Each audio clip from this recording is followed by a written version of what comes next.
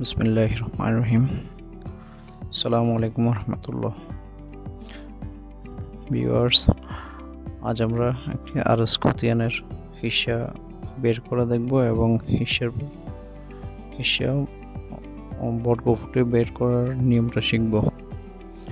এটা একটি আরএস খতিয়ানের দুইটা পার্ট থাকে। প্রথম পার্টে উপরের অংশ থাকে, উপরের অংশ জমিদারদের নাম এবং নিচের পার্টে থাকে দখলদারদের বিবরণ। অপর পেজে থাকে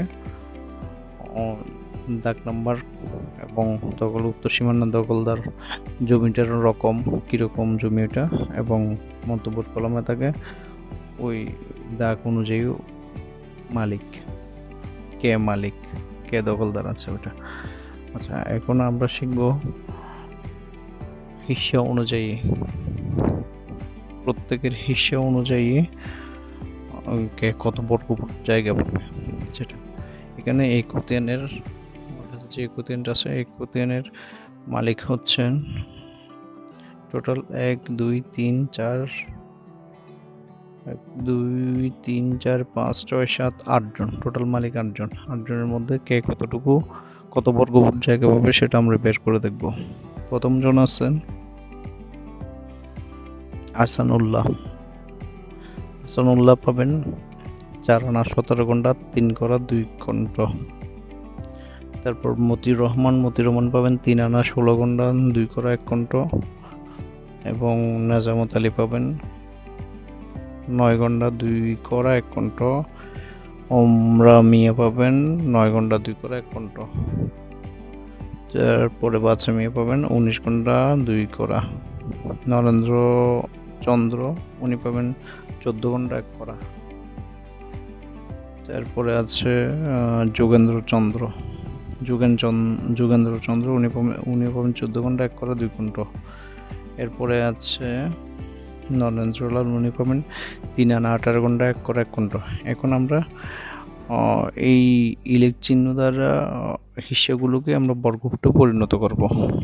বর্গফুটে রূপান্তর করে আমরা দেখব কে কত বর্গফুট জায়গা পাচ্ছে।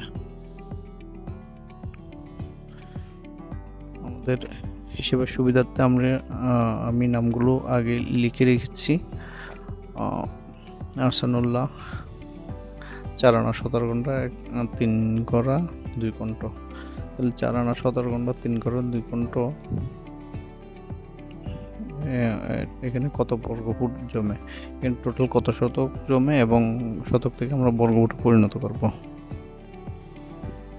4 আনা 4 ইন্টু টোটাল জমিটা হচ্ছে, এই খতিয়ানের টোটাল জমিটা হচ্ছে 116 1 একর 16 শতক। তাহলে 4 into 116 divided by 16 plus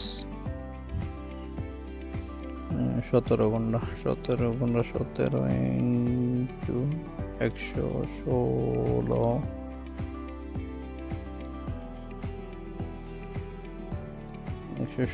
divided by 320 ঘন্টা। আমরা এগুলো আগের ভিডিওতে আমি ডিটেলস বলেছিলাম, তাই আর এখানে বলতেছি না। এরপর হচ্ছে 4 আনা 17 ঘন্টা 3 করা, 3 ইন্টু 116 ডিভাইডেড বাই করা হচ্ছে 1280 করে 16 আনা প্লাস 2 কণ্ঠ 2 ইন্টু 116 ডিভাইডেড বাই 3840 2 কণ্ঠ। তাহলে টোটাল বের হবে কত? 35.49।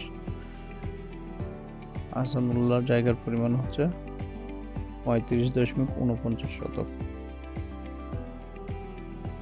35.49 এটা শতক। ঠিক তদ্রুপ আবার মতিউর রহমান পাবে 3 আনা 16 ঘন্টা 2 করা 1 কণ্ঠ। তাহলে আমরা প্রথম থেকে এটা পুনরায় সাজাতে পারি। পুনরায় সাজালেও হয়ে যাবে, নাহলে আবার লিখলেও হয়ে যাবে।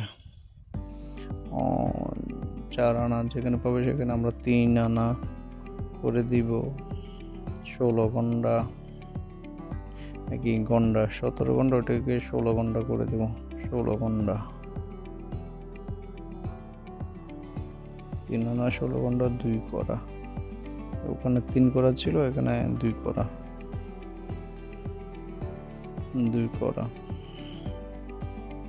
1 কণ্ঠ, এখানে 2 আছে, এখানে এটা 1 কণ্ঠ হবে, 1 কণ্ঠ। তাহলে আমাদের এখন টোটাল উনি কত পাবে? উনি 27.76। মতিউর রহমান পাবে 27.76 শতক। এরপরে নেজামত আলী পাবে, আমরা টোটাল হিসাব করি। নেজামত আলী পাবে কত? 3 আনা 3 16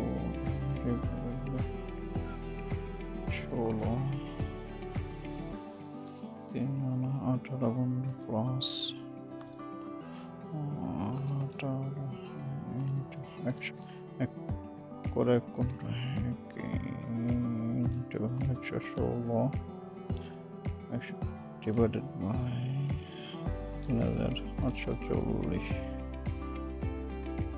তাহলে এটা হয় নগেন্দ্রলাল হয় 28.39 হয়, এটা 40।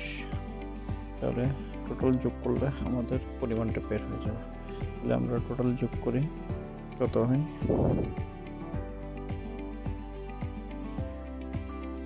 টোটাল আমাদের যোগ করলে হয় 116, 1 একর 16 শতক। টোটাল আমাদের যোগ করলে হয়। এখানে আহসানুল্লাহ পাবেন 35.49 শতক, মতিউর রহমান পাবেন 27.76 শতক, নেজামত আলী পাবেন 3.6 শতক, এভাবে নগেন্দ্রলাল পাবেন 28.40 শতক। সবচেয়ে বেশি পাবেন 4 আনা 17 গন্ডা 3 করা 2 কণ্ঠ 35.49 শতক। আচ্ছা, এখন আমরা এই পরিমাণকে 35.49 শতক, এটা কত বর্গ ফুট পাবেন উনি? আহসানুল্লাহ পাবেন 35.49 শতক। আঞ্চলিকে, চট্টগ্রামের আঞ্চলিকে সেটা 1 শতক হয় 432 স্কোয়ার ফিটে, কিন্তু সরকারিভাবে লেখা হয় 435.6। আমরা সরকারি এটাই লিখব, চট্টগ্রাম আঞ্চলিক হিসাবটা লিখব না। দুইটার মধ্যে পার্থক্য হচ্ছে 3.6 স্কোয়ার ফিটের, মানে 1 শতকে 3.6 স্কোয়ার ফিট সরকারিভাবে বেশি আছে, কিন্তু আমরা ওই সরকারিভাবেটাই লিখব 35.49 শতক ইন্টু 435.6 এটা দিয়ে করবো। তাহলে আমাদের হয় 15,459 15,459.44 বর্গফিট। ঠিক এইভাবে একইভাবে 27.73 ইন্টু 435.60 গুণ করলে হবে 12,092।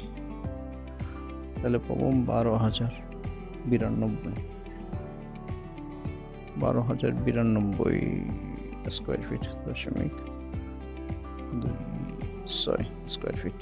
এভাবে গুণ করলে আমরা সব মিলে পাই 3.40 ইন্টু 435.6 গুণ করলে হবে 1511 1511.53 বর্গফিট।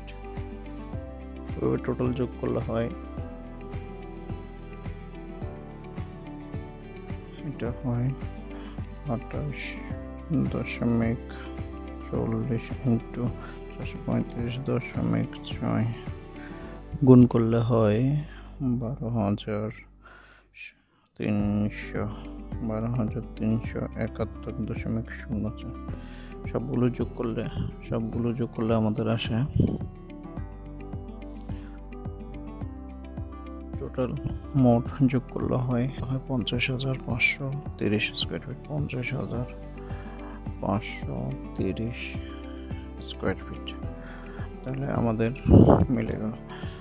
আহসানুল্লাহ 15,460 বর্গ ফিট জায়গা পাবে, এবার মতিউর রহমান পাবে 12,092 বর্গ ফিট, এভাবে নেজামত আলী পাবে 1511 বর্গ ফিট।